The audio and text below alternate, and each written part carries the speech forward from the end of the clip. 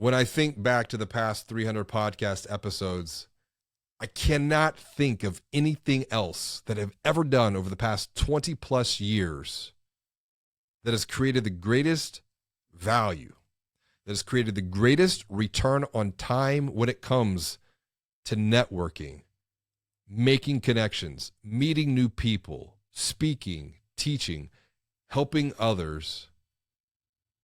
Launching a podcast has truly created an unmatched exponential return on time. And time, as I mentioned before, it is the most precious asset each and every one of us has to invest in. Time is the great equalizer. We all have 24 hours in a day. When it comes to a podcast, when it comes to time, you must commit to playing a long game, which is very hard for some people. Because in the early days, you cannot get discouraged. You cannot lose heart when your episodes are only getting a couple of downloads. Be grateful for those couple of downloads. Be grateful for the fact that a couple of people gifted you their time, gifted you their attention, because they saw something in you that could help them. Time is like money. And because of that, a podcast, the time you invest into a podcast compounds over time. And like money, how we invest our time is the difference maker. And I say investing time, not spending time, because with time being like money, time should provide a return. Keith Costello, CEO at Locality Bank, he is maximizing his return on time through his podcast. And I want to give you some context into this. What do I mean by maximizing your return on time? You see, before this podcast, I'd hop on an airplane, fly out to a conference, share thoughts and ideas with 200 or 300 people, maybe 1,000 if I was keynoting an event. Now, of course, I'd get paid, but there was also an expense of my time. You know, a 1-hour keynote to share thinking with 1,000 people would cost me around 2 days of time, more or less, between travel. But with this podcast, I invest around maybe 15, 20 minutes to prep for each conversation that I have with each guest. Solo shows like this, they tend to take a little bit longer so that I can clarify my thinking with an outline. But all in all, each episode takes an hour, hour and a half of my time to prep and record. So with 300 episodes, I estimate that I have invested around 450, 500 hours of time into recording this podcast. Now that translates into 19, 20 days, full days, 24-hour days of recording. So a little bit more than half a month of time over the past 3 years since launching this podcast in May of 2020. So what, you ask? So what, you invested 19, 20 days of your life to record 300 episodes of this podcast? What does that mean? What does that mean to me? Where does return on time play into all of this? Well, that's a fantastic question. For starters, in addition to making some great connections with other people, very smart people, this podcast is now pushing 150,000 downloads.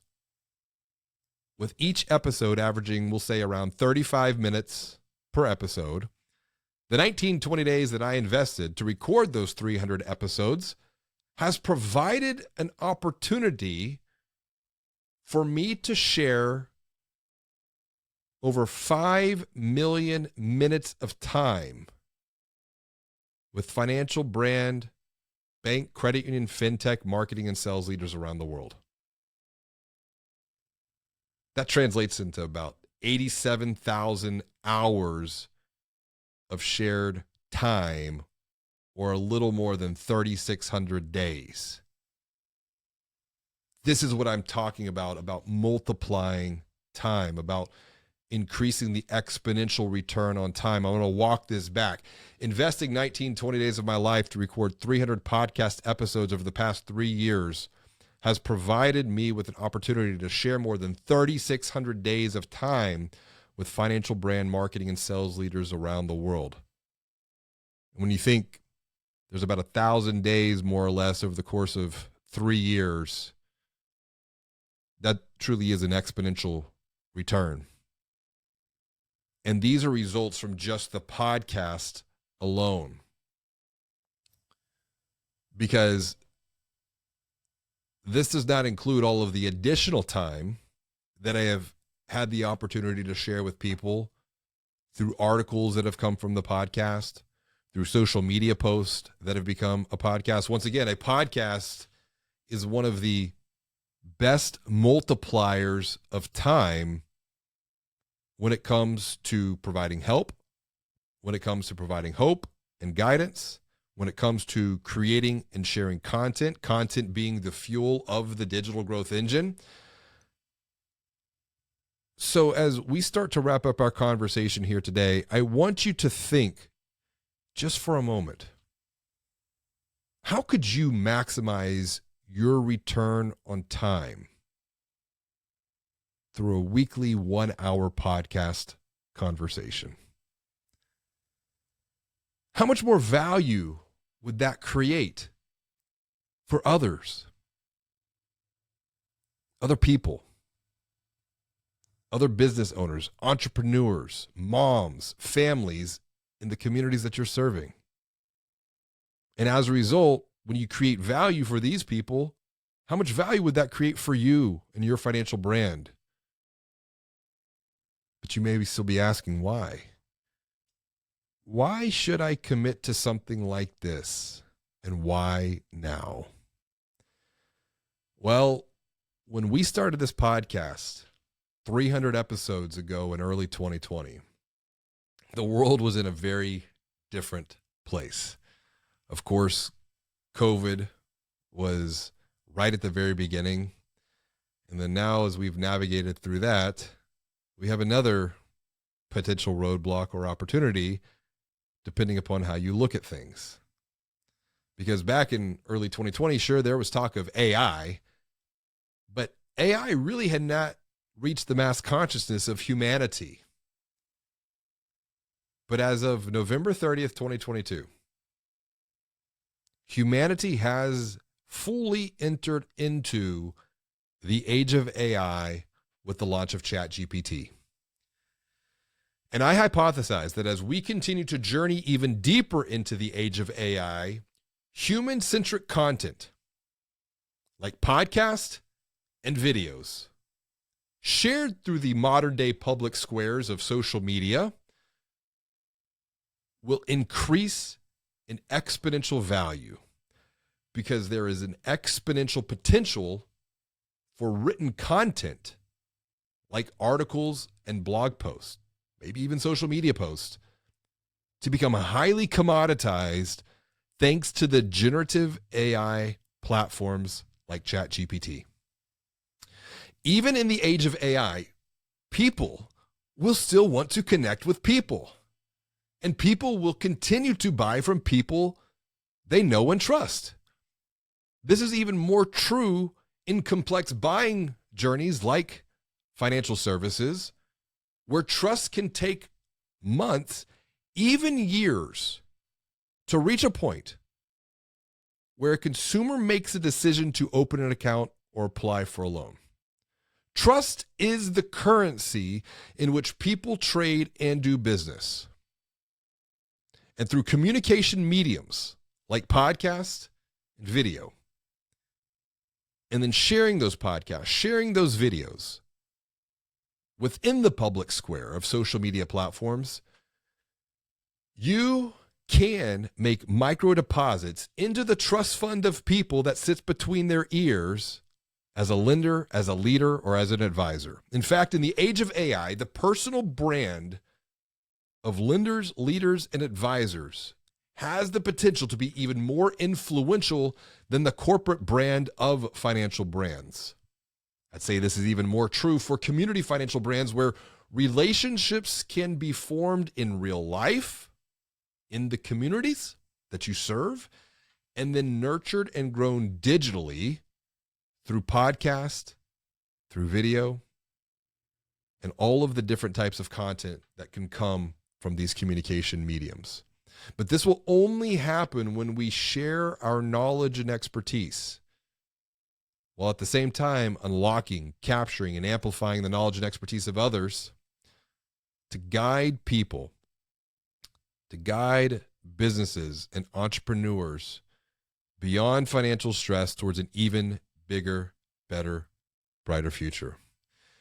There is truly an exponential growth potential ahead for you as a lender, as a leader, as an advisor in the age of AI to overcome the limitations within your own mind that hold you back from sharing the knowledge and expertise that you have gained through communication channels like podcasts and videos. And I'm 100% committed to continuing to guide you forward through my own lessons, through my experimentation, through my exploration with the Banking on Digital Growth podcast.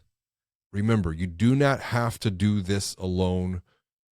There is an opportunity as a lender, as a leader, as an advisor to collaborate with your marketing team to maximize your return on time, to humanize your digital experiences, to not just join, but to lead conversations around money and finances in the modern day public squares of social media, on TikTok, on Instagram, on Facebook, on YouTube, on LinkedIn. And as a result, you will maximize your future growth potential in the age of AI. Now, as we continue to move forward on our own Banking on Digital Growth podcast journey, we are transitioning. We are transforming our podcast strategy to become video first, because I am 100% committed to unlocking the human potential, knowledge, experience, and the expertise of people in the age of AI to empower you to continue to level up your loans and deposits at your bank, at your credit union, or at your fintech.